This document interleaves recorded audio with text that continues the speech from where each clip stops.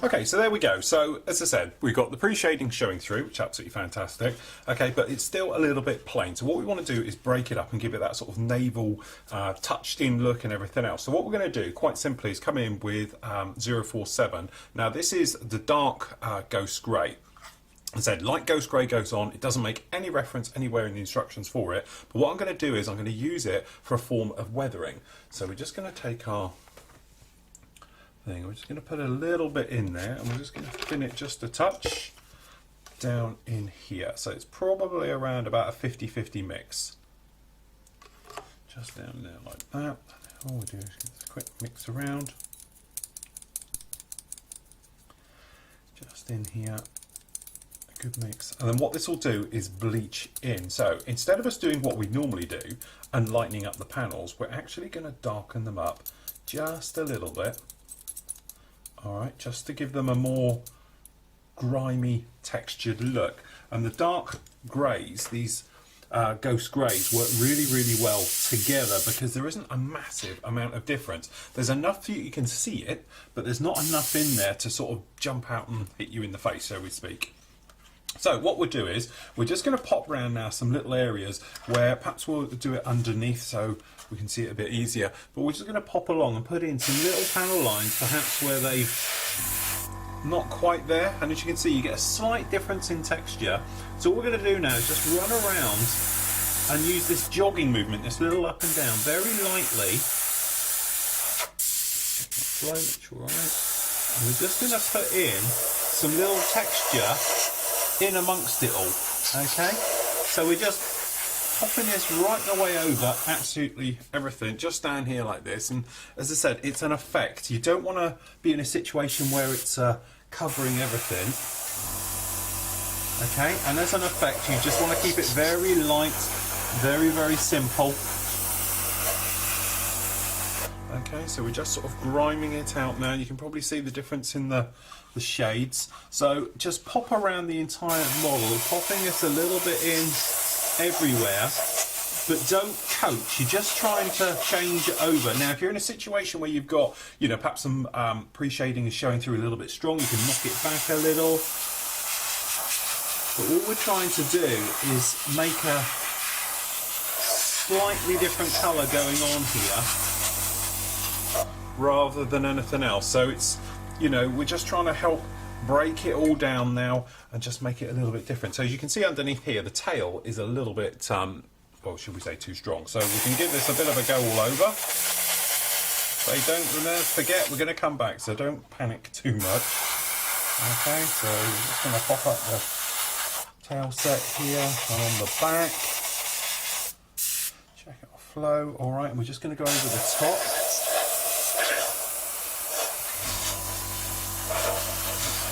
Areas.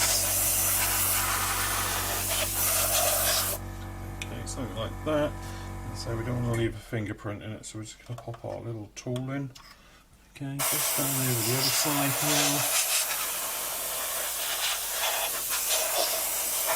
Okay, and what this will do, it will enable us to come along in a moment and just literally retouch in these areas. Okay, because this shouldn't cover too bad, so it should be all okay.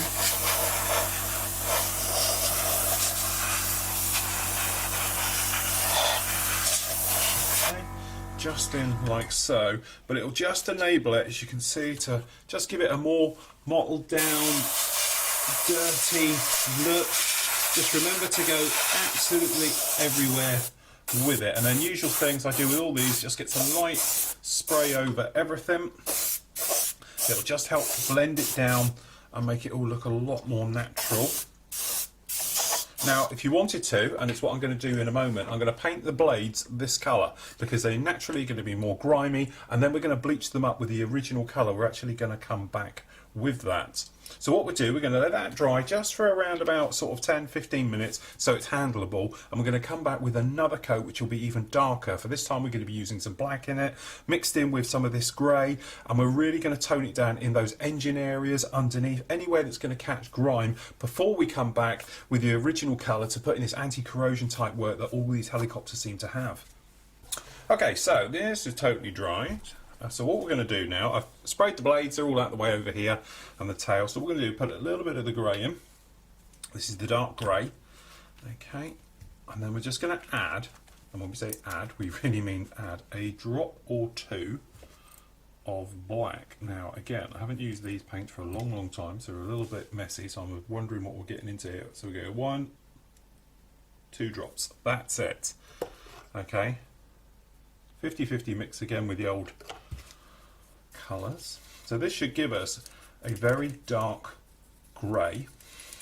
So we're going to use this in the just the areas on the exhaust and anywhere you feel, you know, using your own artistic license of where you think the actual grimy bits would be.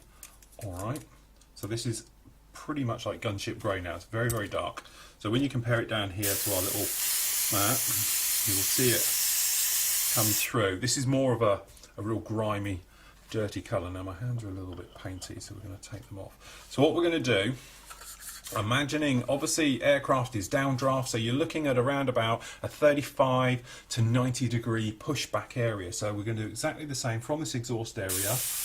Okay, check our flow. All we're going to do is just going to put down some little flow marks to around about the break in the tail. A little bit of spitting going on. That's all we want to do, just something like this. Alright, I should be able to hold this now. So we're looking for something like that. Alright, so we don't want to go over the top. We're not trying to like kill it off and all things like this. Alright, but it's just giving us this little maneuver like that. So we do the same on the other side. And because it's bleached back paint, it's no problem. So we're going to do round about straight down a bit. Okay, pushing back down over that tail.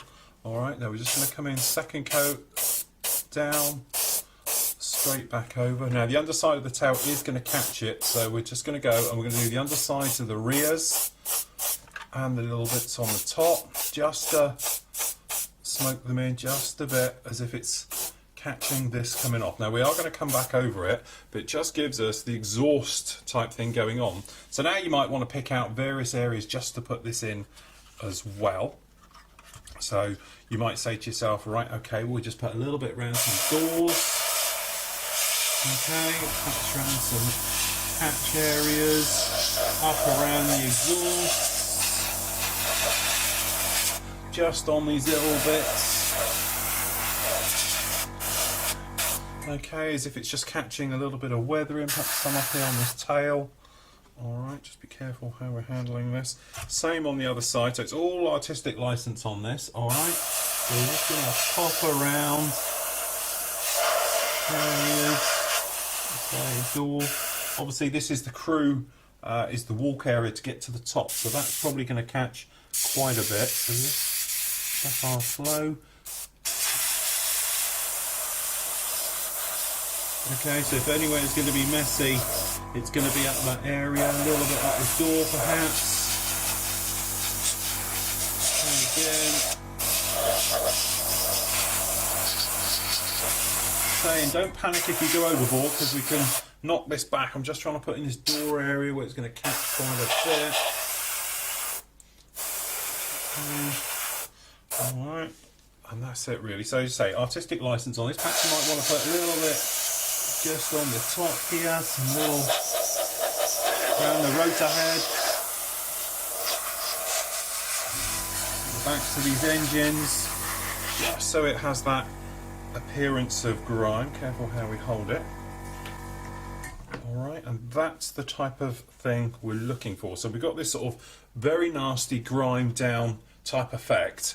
Okay, so again, we're going to give it around about 10 minutes just so it's all handleable, so we can touch it, clean off your hands, things like that. And now we're going to come back with the original colour, with this lighter colour, and we're going to go around and put corrosion control marks in there. Then once we've done that, we're going to pop around with the slightly darker colour, again, just to put those in. So we're all happy of how it all actually is. Now this is the one other thing you've got to worry about is obviously the decals. When you're dilating down something extremely, you know, heavy weathering like this, you have to think about all these markings, all the sort of, you know, the data things, points that you get all over the aircraft. They're not going to be clean either. So what we're going to do, we're going to put a little bit more on, a little bit of corrosion control. Then what we're going to do, we're going to gloss it up for decaling, get the decals all in there and everything else like that. Then come back with further weathering again, even before we're thinking about washes and staining and pigments and things like that.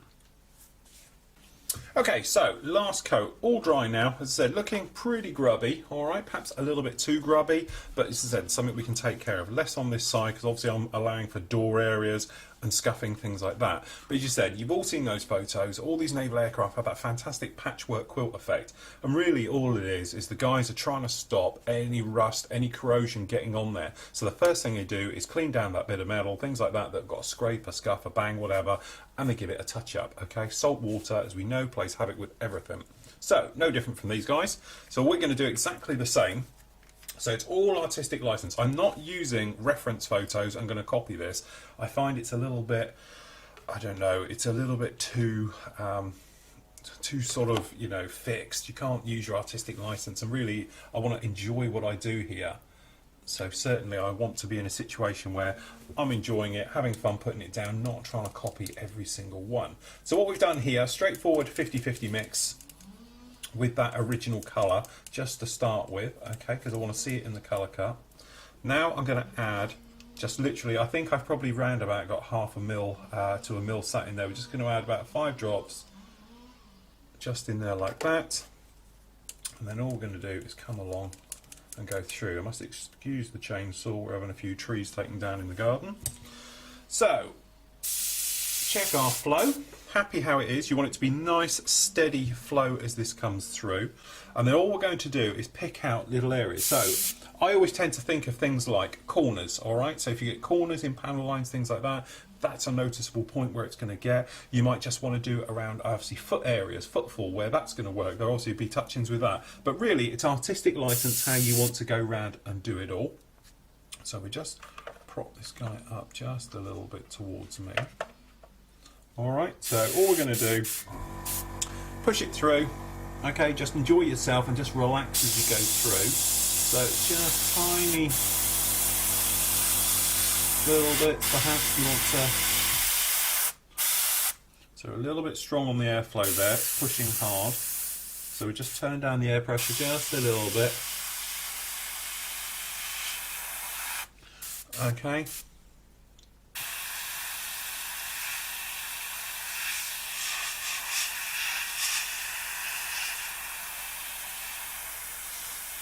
But also the thing is with this, you don't want to be in a situation where you're putting in the same line. Remember when we did the actual pre-shading going in, we wanted it to be random, we wanted it to be sort of, you know, not in your face, we just wanted it to sort of work.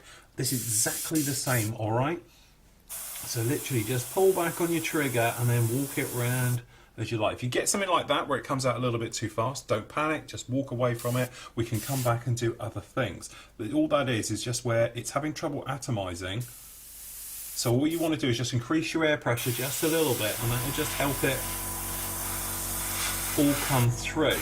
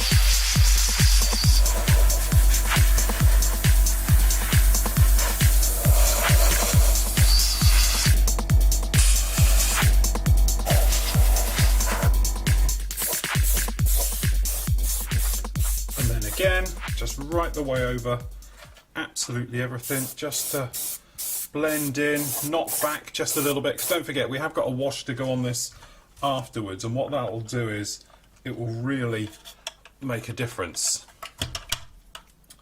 It's going in here, there we go. Alright, so we just want to now, literally, this is a nice thin coat, it will just go over and it will just blend everything in. Okay, we're not trying to cover here, we are literally just trying to put back in, and it will just knock it back and make it that slightly lighter colour, but it will give us this very nice mottled look to it. So now when we see it like this, we've got a great looking weathered down and everything else. Now we'll dry it a little bit lighter in a moment, okay, and we've got a little bit of a heavy spot in there, but it's little things like that which I will use to my advantage a little bit later on. But I'm happy how that is sort of first stage weathered in at the moment. Alright, so we're going to leave that and then literally come back in about half an hour and give it a full gloss coat, let that dry over for sort of 12 hours overnight, something else like that, so then we can get the decals in, another flat coat onto it, and then what we can start doing then is washes a little bit more. We'll come back with original colours and do some more touch-ups and perhaps take care of any problems we've got, things like that, and really push on with it. Okay, so for this we've got a standard for a change. Normally I use Future and things like that, but in here we've got Valero Gloss 50-50 mix. Okay, so it's actually very, very thin compared to normal. What we're going to do is put this right the way over the entire model. Now we're not flooding it or anything else like that, just light passes as we make our way around it.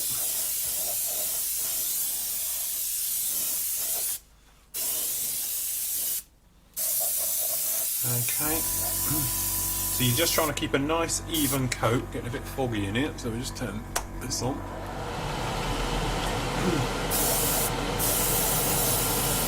Okay, because everywhere you want it to go, so the decals stick nicely, just build up light coats, one after the other.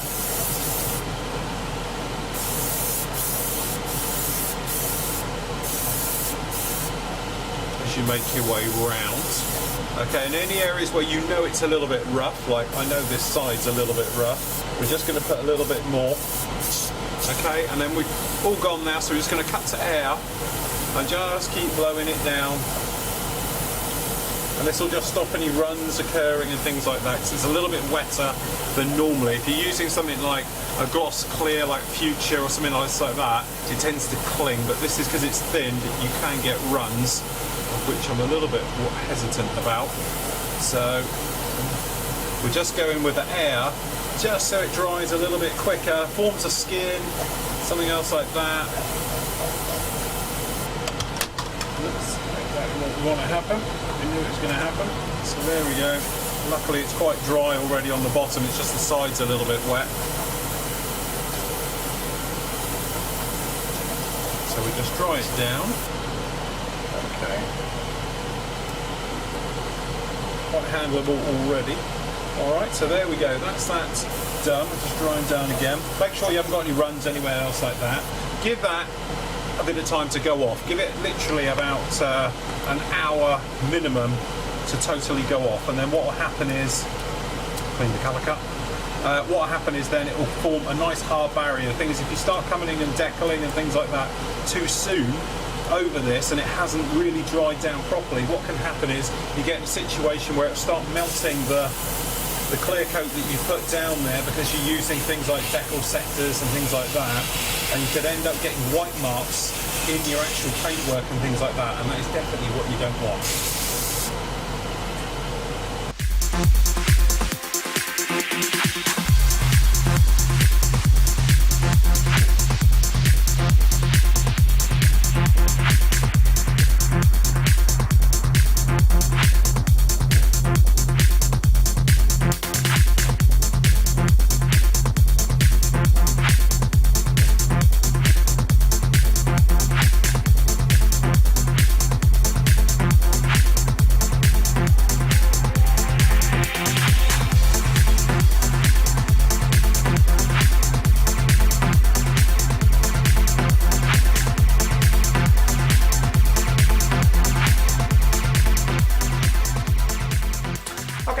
decaling all done, happy with it, but we've got a tiny bit of silvering, which is obviously the bugbear.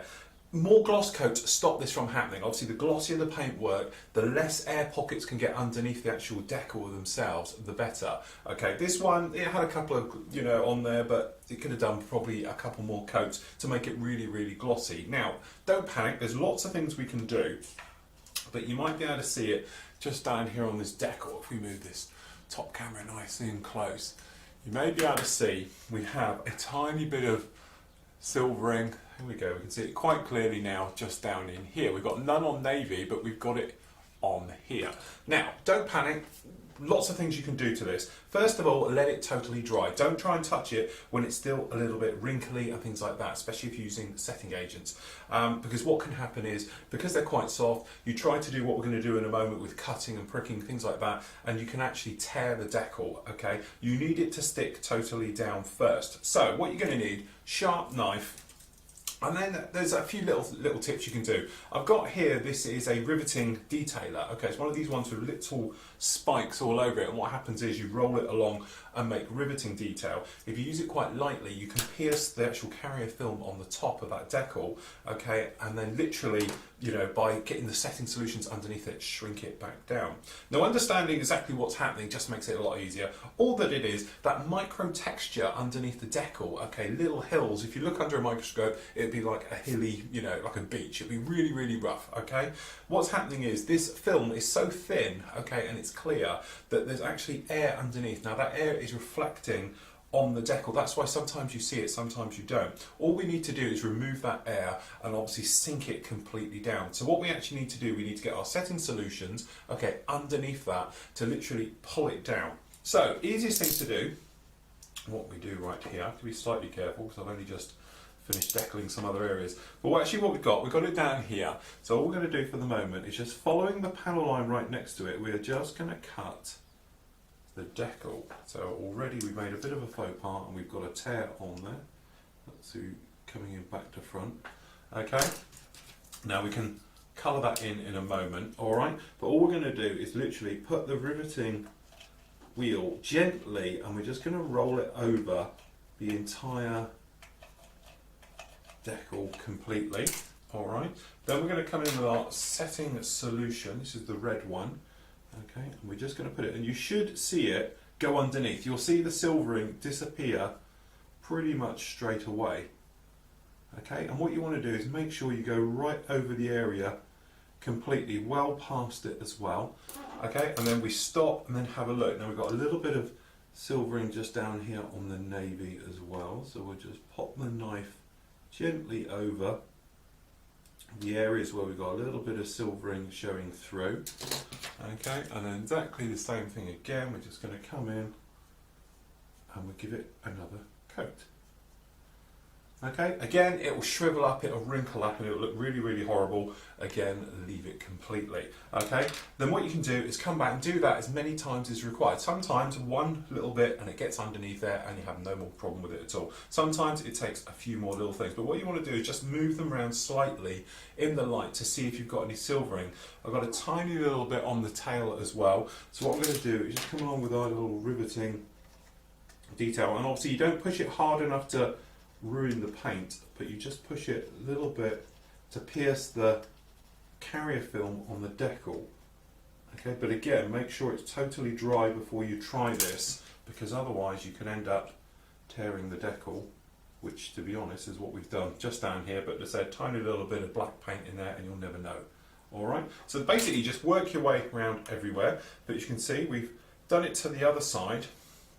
This one down here, I don't know if you can see, but we've got a tiny bit of silvering still occurring just down on here, just a little bit. So again, we'll come back and we'll take care of it. You may be to the point where you can actually use a needle and pinprick the holes out, plenty of setting solution on, and move forward. But as I said, you can eliminate a lot of this by having a good gloss coat down there first. To be honest, I could have done with a few more coats on here, but you know, it's not a problem. We can go around and we can take care of that. Just don't handle it, because as I said, if you do come along and you were to grab it now, it would stick to your fingers and make a right old mess. As soon as they're all completely dry, you've got no silvering, then personally I will come along and I will stick a quick coat of gloss back over this just to seal them all down, make sure they're all down there nice and firm. Then I'll come back with my finishing solution, such as, obviously in my case it'll be a satin finish on this for further weathering, which we'll do in a moment, but it will protect those decals from anything getting underneath the carrier film and ruining them, because obviously as soon as something gets underneath that carrier film, it's stuck, you can't get to it.